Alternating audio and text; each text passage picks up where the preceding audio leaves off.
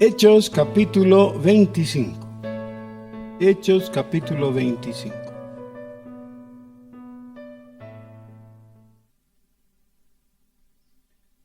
Llegado pues Festo a la provincia, subió de Cesarea a Jerusalén 3 días después, y los principales sacerdotes y los más influyentes de los judíos se presentaron ante él contra Pablo y le rogaron, pidiendo contra él como gracia que le hiciese traer a Jerusalén, preparando ellos una celada para matarle en el camino. Pero Festo respondió que Pablo estaba custodiado en Cesarea, a donde él mismo partiría en breve. Los que de vosotros puedan, dijo, desciendan conmigo, y si hay algún crimen en este hombre, acúsenle. Y deteniéndose entre ellos no más de 8 o 10 días, venido a Cesarea, al siguiente día se sentó en el tribunal y mandó que fuese traído Pablo. Cuando éste llegó, lo rodearon los judíos que habían venido de Jerusalén, presentando contra él muchas y graves acusaciones, las cuales no podían probar, alegando Pablo en su defensa: ni contra la ley de los judíos, ni contra el templo, ni contra César he pecado en nada. Pero Festo, queriendo congraciarse con los judíos, respondiendo a Pablo, dijo: ¿quieres subir a Jerusalén y allá ser juzgado de estas cosas delante de mí? Pablo dijo: ante el tribunal de César estoy, donde debo ser juzgado. A los judíos no les he hecho ningún agravio, como tú sabes muy bien. Porque si algún agravio o cosa alguna digna de muerte he hecho, no rehúso morir. Pero si nada hay de las cosas que estos me acusan, nadie puede entregarme a ellos. A César apelo. Entonces Festo, habiendo hablado con el consejo, respondió: a César has apelado, a César irás. Pasados algunos días, el rey Agripa y Berenice vinieron a Cesarea para saludar a Festo. Y como estuvieron allí muchos días, Festo expuso al rey la causa de Pablo, diciendo: un hombre ha sido dejado preso por Félix, respecto al cual, cuando fui a Jerusalén, se me presentaron los principales sacerdotes y los ancianos de los judíos pidiendo condenación contra él.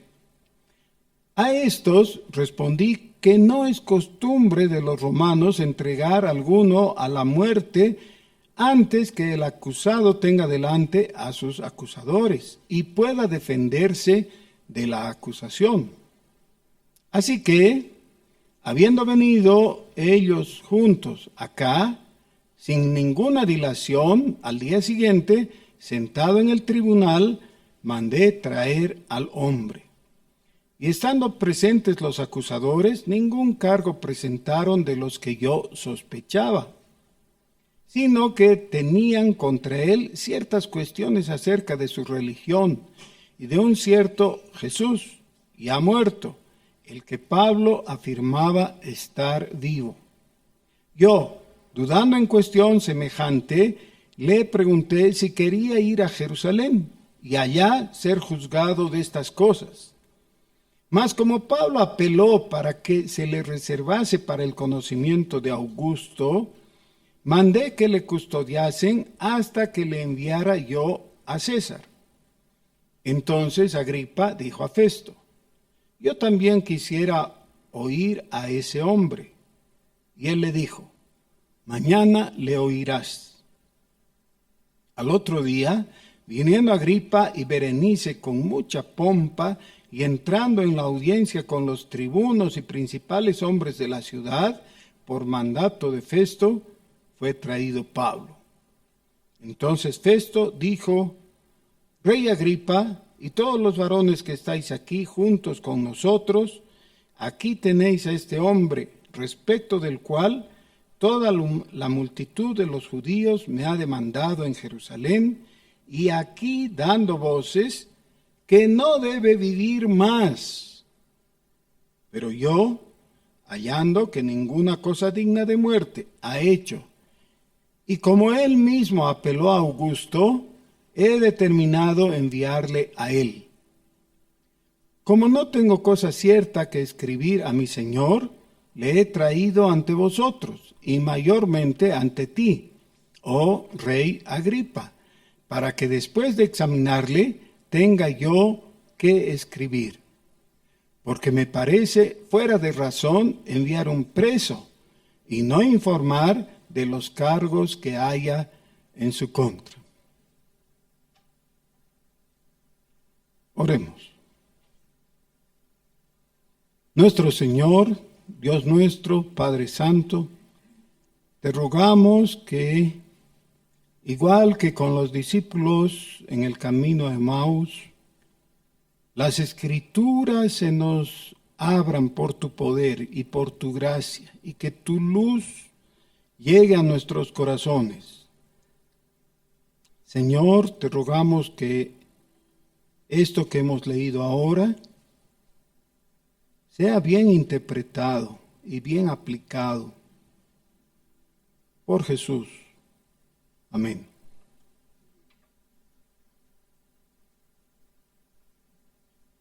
En un programa cómico que no era tan gracioso, pero que sirve para el ejemplo, había un personaje que lo único que decía era: no me importa, no me importa.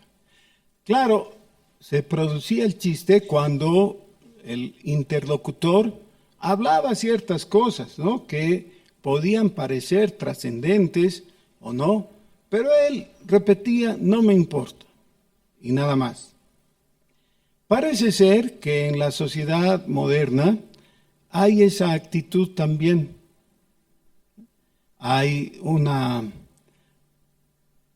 diferencia generacional entre algunos adultos y otros más jóvenes respecto a las noticias, por ejemplo.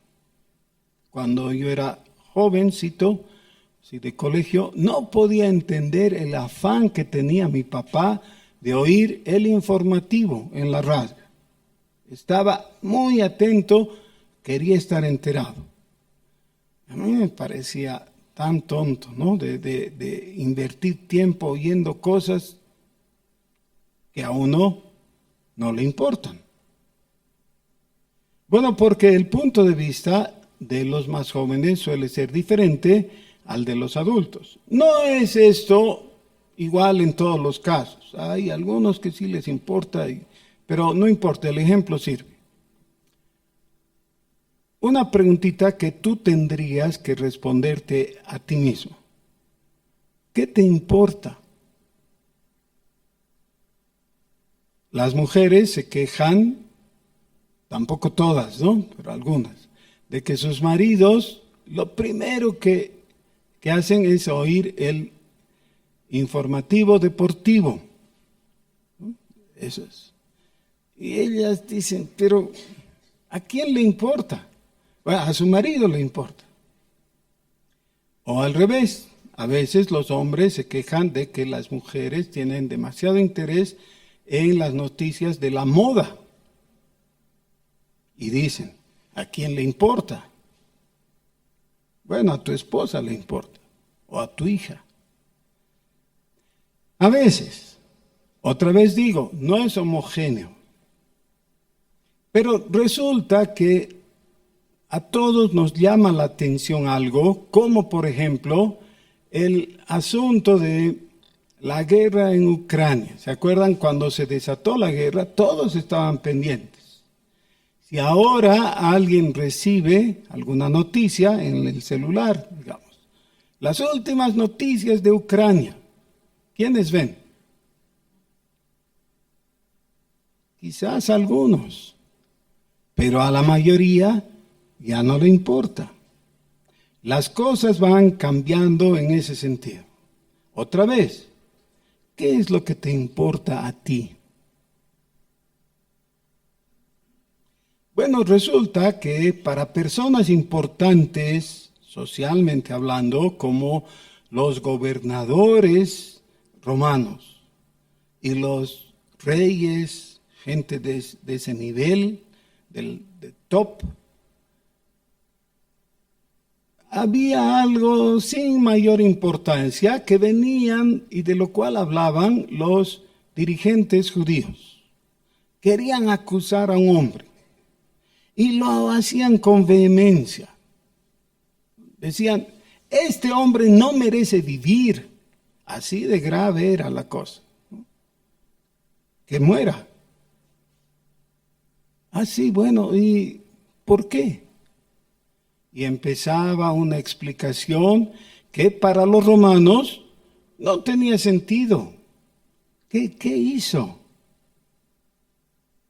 Pero no querían llevarse mal con aquellas personas de influencia que eran los sacerdotes, los miembros del concilio de Jerusalén, que eran personas influyentes.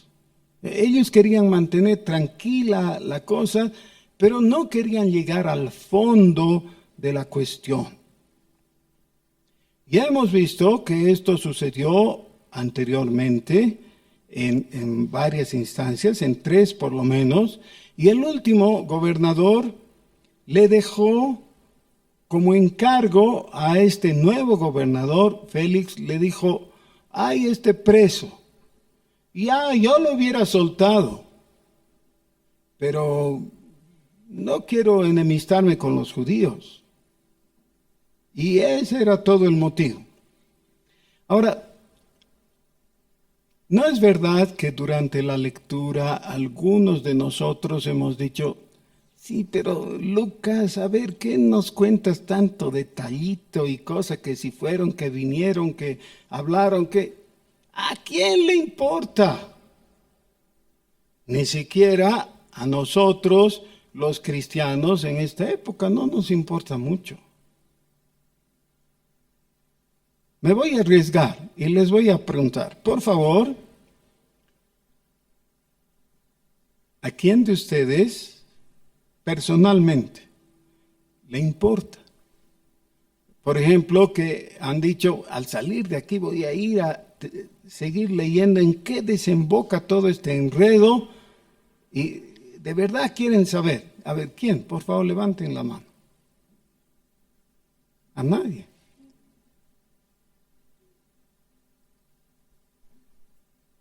Bueno, esa es la situación. Este Pablo está ahí por un motivo. ¿Ven? Hay un motivo. Puede ser que tenga razón en su defensa o puede que no. Pero no nos quisiéramos pasar el trabajo de desenredar todo el embrollo para llegar a una conclusión.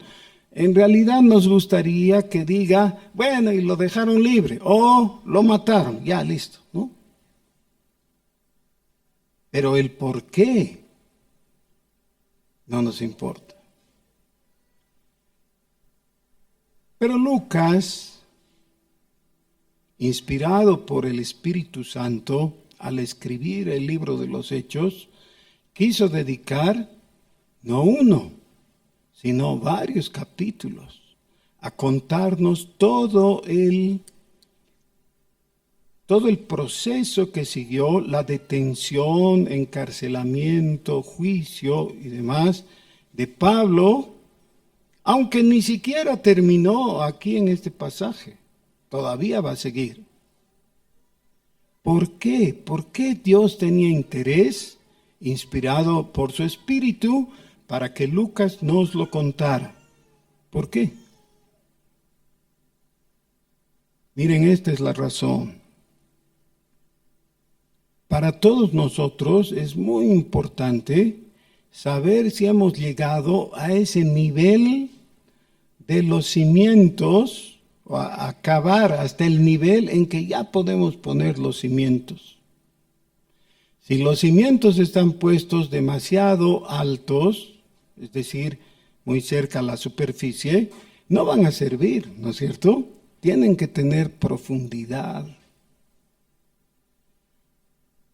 En Efesios, capítulo 3, el apóstol Pablo dice, para que arraigados y cimentados, y está hablando de nosotros. Quiere decir, necesitamos tener cimientos profundos, tener una base verdadera.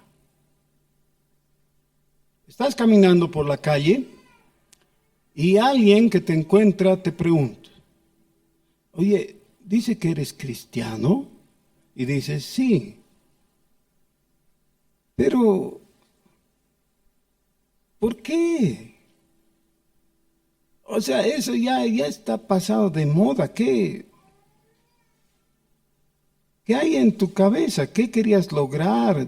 ¿Cuál es tu objetivo? ¿O qué razón? ¿Qué te ha llevado a eso? ¿Por qué eres cristiano? Bueno, y tú dices, es que creo en un Dios y empiezas a explicarle y te dice, sí, pero más cómodo ser taoísta, también crees, ¿no? Algo crees. Y nadie te molesta, ni te pide plata, porque esa es novela, el gafete que han colgado al asunto. Si eres cristiano es para que te pidan plata. Entonces, si fueras budista o taoísta, nadie te va a pedir. Es más cómodo. Si quieres creer algo, porque no crees eso, es más cómodo. En los días en que se escribió esto, la disyuntiva fundamental estaba entre dos fuentes básicas, el judaísmo y el cristianismo. Ya que quieres ser creyente, ya que necesitas eso, ¿por qué no te haces judío? Si eres hombre, te podrían circuncidar. Si eres mujer, hay otro ritual, otro proceso que hay que seguir y podrías ser judío, es más cómodo. Al final de cuentas, aquí donde vivimos, es decir, en el texto, era mucho más llevadero ser judío que ser cristiano. Los judíos para esta época no estaban siendo perseguidos, los cristianos sí. Así que es cuestión de sentido común, mejor ser judío que ser cristiano, si se trata simplemente de escoger algo por razones prácticas. El apóstol Pablo, en la epístola a los Romanos, dice, si yo simplemente siguiera la enseñanza de los judíos, ¿por qué me persiguen? Y el mismo argumento lo tenemos en Gálatas capítulo 2. Si yo enseño lo de los judíos, ¿por qué me habrían de perseguir? Yo podría ahorrarme todo este problema si escogiera la comodidad del judaísmo. En nuestros días la disyuntiva no está en eso, ¿no? Hay otras disyuntivas, por ejemplo, si eres empleado público y te avisan que en tu oficina, en la repartición donde trabajas, van a chayar. Y te dicen tienes que estar más temprano y traes serpentinas, esa es tu cuotita, ¿ya? Y vamos a chayar. Y tú dices, no voy a participar, soy cristiano. No, esto no es voluntario. Lo vamos a hacer en conjunto. Así que traes tu serpentina. Y algunas personas piensan, bueno, ¿para qué me voy a hacer mala sangre? Ya. ¿Cuánto cuesta un paquetito de serpentina? No sé, pero no voy a ser más pobre por comprar eso, así que no me haré mala sangre, sin entender las connotaciones que tienen para su vida las elecciones que le llevan a la tibieza. Porque después de eso ya no puede testificar. Después de eso ya él mismo se ha cortado la posibilidad de hablar con poder del evangelio transformador. Entonces, esto es lo que Lucas, en esta sección del libro de los Hechos, nos quiere mostrar. El cristianismo no es simplemente una rama del judaísmo que ha seguido una doctrina levemente diferente. Muchos pensaban así. Se trata de una secta del judaísmo. Seguramente ustedes saben que actualmente el judaísmo pervive, ¿no? Es la religión de los judíos, básicamente. Hay 4 sectas de entre los judíos, ¿no? Hay esos ortodoxos que se visten de negro, su cuello siempre está ajustado, tienen rulos, ¿no? Canelones, esos. Y hay otros más, hasta unos que son judíos de religión, pero son ateos de filosofía. Y así es. En los días del Señor habían también sectas, habían los saduceos y estaban los fariseos, habían los esenios y los celotes y algunos más, y entre ellos se aborrecían. Pero se reconocían todos ellos como judíos. Ya no tenían problema en eso, los unos y los otros. Y es más, el concilio de los dirigentes judíos, que estaba compuesto por 70 sabios, tenía tanto fariseos como saduceos, con doctrinas opuestas, pero todos ellos integrando ese cuerpo legislativo. Bueno, los cristianos podrían haber sido un tercer partido. Y listo. Y acomodarse. Al fin y al cabo, recuerdan, hace poco, ya en esta prisión, Pablo ha dicho, yo soy fariseo. Y por la esperanza de los fariseos estoy detenido. Es decir, él se identifica como fariseo. Los fariseos podrían decir, sí, que venga nomás con nosotros, piensa igual que nosotros, no hay problema. Pero Lucas justamente nos quiere mostrar cómo ha sido ese proceso que es más o menos similar al dar a luz. La misma palabra dice que cuando una mujer va a dar a luz sufre horriblemente los dolores del parto. Pero cuando ya nace el niño, la alegría del recién nacido supera todos los dolores y los olvida. Ya, ¿qué importa?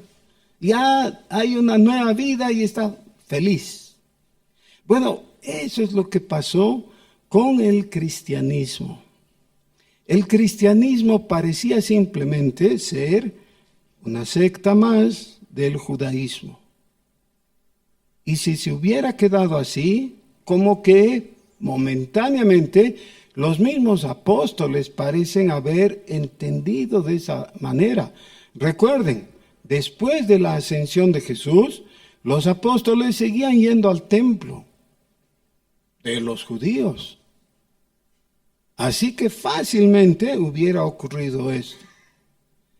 Pero este es el momento en que parece ser la última contracción de la mujer judaísmo para que nazca el cristianismo y que sea una entidad totalmente separada, que puedan entender que no es simplemente una modificación leve y superficial del judaísmo. Les decía Todo esto podría entrar en la categoría del no me importa. ¿Qué me importa? Ese es un problema ideológico, teórico, de gente de hace casi 2000 años. ¿Qué me importa? Estamos viviendo en una realidad diferente, pero no es así. Sí tiene que importarnos porque con esto viene nuestro sentido de identidad. Este sentido de identidad es fundamental para nuestra salvación. Un día vas a estar delante del gran trono blanco para juicio. Y entonces los penetrantes ojos que parecen llama de fuego, según Apocalipsis, del Señor, se van a fijar en ti. Y algunas cosas que quisieras ocultar van a saltar a la vista. Pero no va a ser lo básico de lo que te pregunte Dios. Una de las preguntas es, ¿tú quién eres? Pero Dios, tú sabes pues quién soy yo, ¿cómo me vas a preguntar? Sí, yo sé, dice Dios, yo sé quién eres, pero te estoy preguntando a ti, ¿quién eres?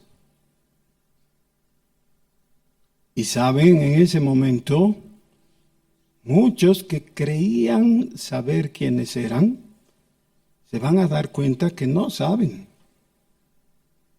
En realidad, su mente se va a poner en blanco, o mejor, se van a dar cuenta que ya estaba en blanco, sin identidad. Oye, sí, ¿quién soy?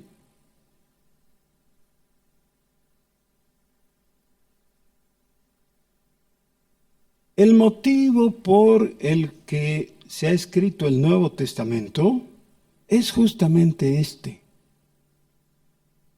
Es para conformar en nosotros un sentido de identidad y fundado en ese sentido de identidad, un sentido de pertenencia.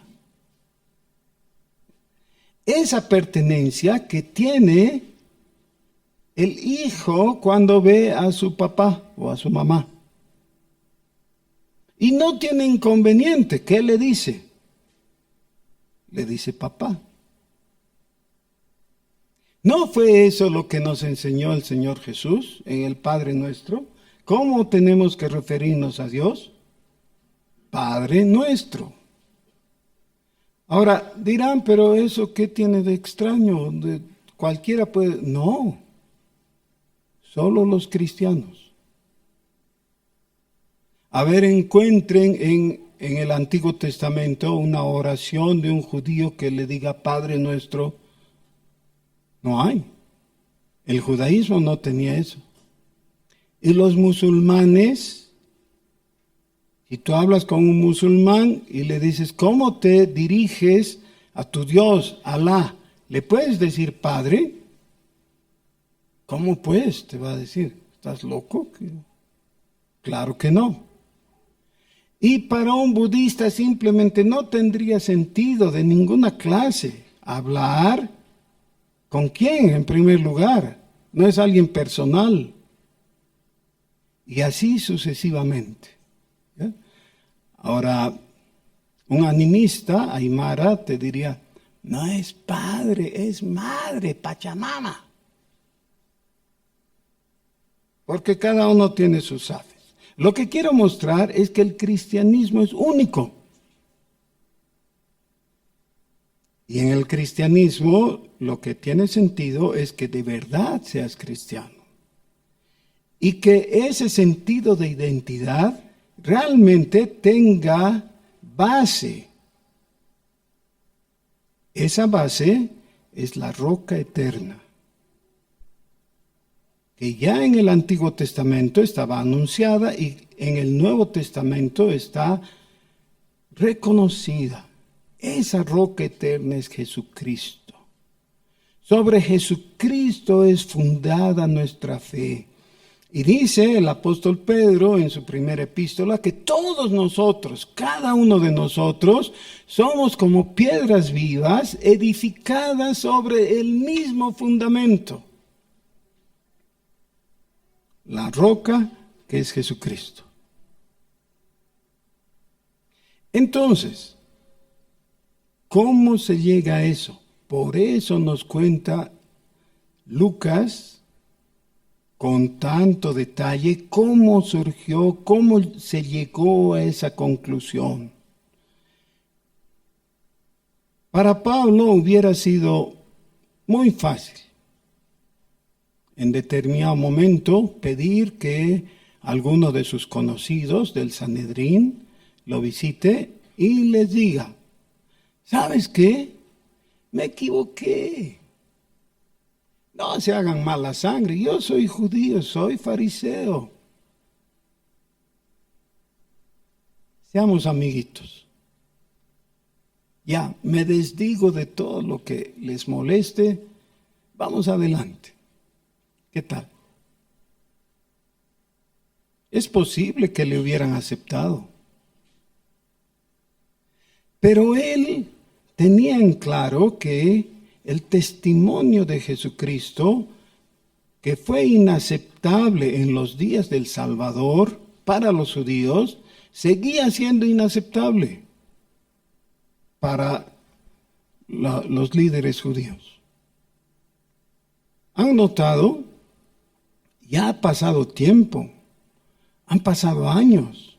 Él está preso y los judíos siguen urdiendo y siguen maquinando, siguen gestionando que los romanos lo dejen a Pablo en manos de ellos. ¿Para qué? Quieren matarlo. Porque ellos se han dado cuenta de algo que es cierto. Si no matamos a este hombre, el asunto va a seguir creciendo y se nos va a venir encima. Ellos han captado que Pablo tiene una visión diferente y que en la visión de Pablo todo pasa por la cruz de Cristo. Mientras estábamos en el culto, hemos cantado, cambiaré mi tristeza, cambiaré mi dolor, los entregaré por el gozo de Dios, ¿no? ¿Se acuerdan la letra? Y he estado tratando de hallar el asunto. Me he dado cuenta que no tiene ninguna base bíblica que ponga a Jesucristo en el centro y la cruz de Cristo. ¿Qué? Cualquiera puede decir, voy a cambiar mi tristeza para que Dios me dé su gozo. Y Dios me va a decir, ¿y sí, sobre qué base? Esa canción no menciona para nada la centralidad de la persona de Jesucristo y su cruz. De esto nos hablan varios pasajes del Nuevo Testamento. Cuando no tenemos el concepto central de la muerte expiatoria de Jesucristo, entonces llegamos a un punto en que podemos darnos un abrazo fraternal con los animistas y con cualquiera.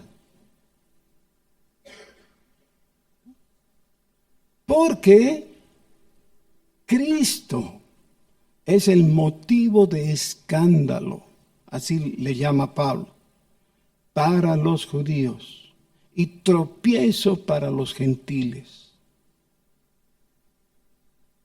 ¿Podríamos ser amiguitos con buena voluntad? Claro, podríamos, hasta que les hablas de Jesucristo. Ese es el punto.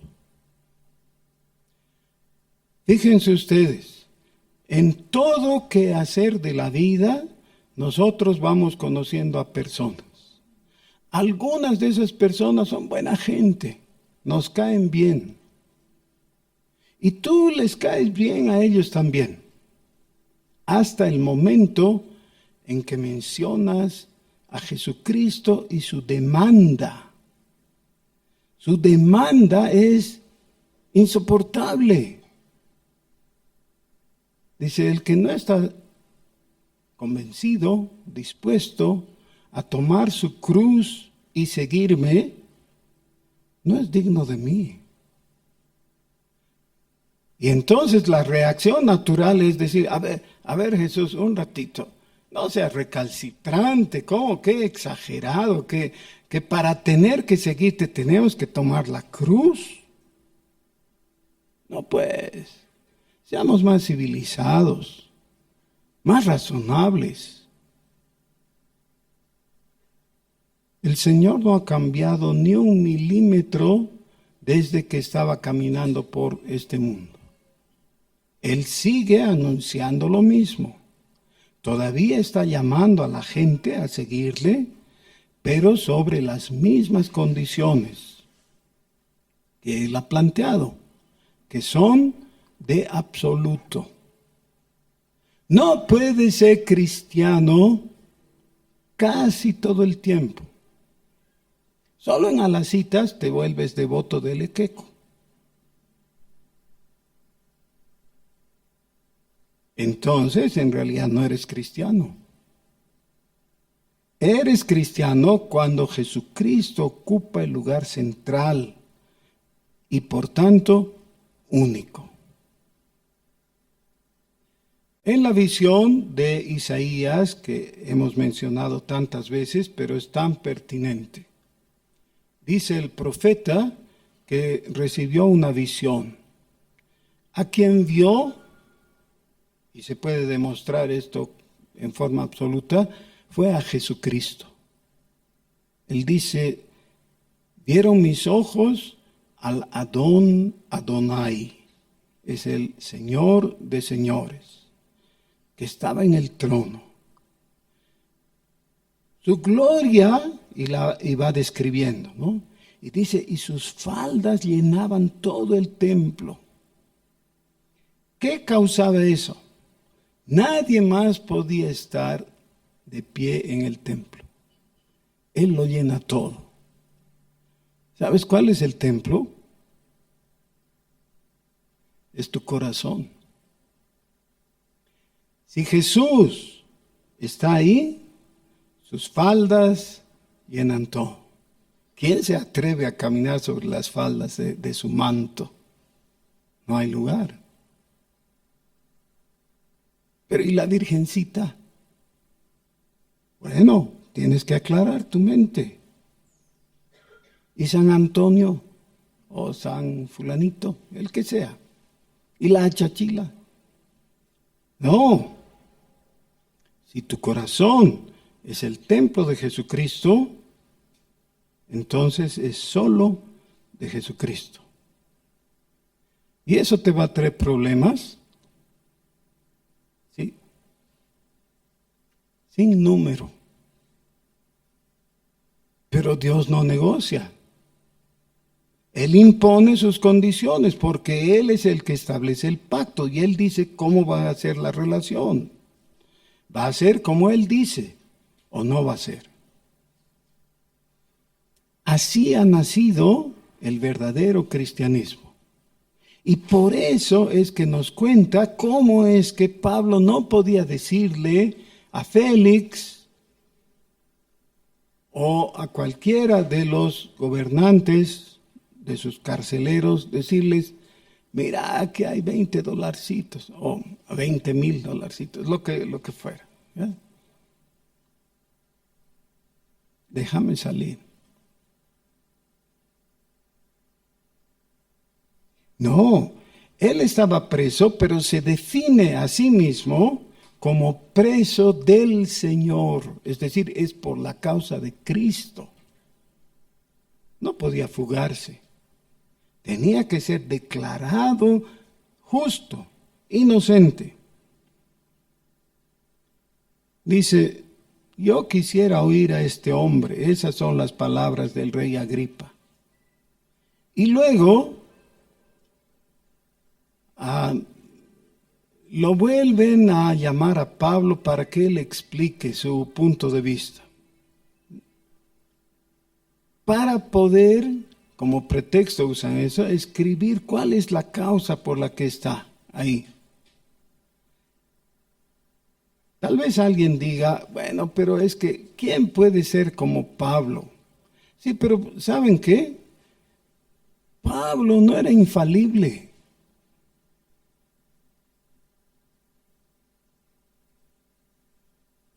Hizo lo correcto en mantenerse leal al nombre del Señor. En eso acertó. Se equivocó en algunas cosas. Por ejemplo, ¿para qué apeló a César? Grave error. En realidad eso no le favoreció en nada, más bien dificultó. ¿Qué es lo que estoy queriendo mostrar? No se trata de que de aquí en adelante digamos, pero es demasiado grande la responsabilidad de siempre acertar, no hacer nada equivocado. No, pero hay algo en lo que no te puedes equivocar. Y eso es en escoger a Jesucristo. Hay cosas en las que te vas a equivocar, claro que sí.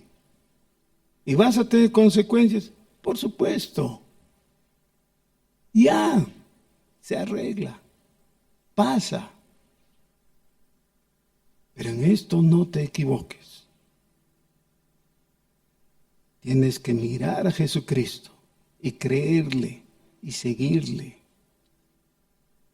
Esa es la salvación. ¿Oramos?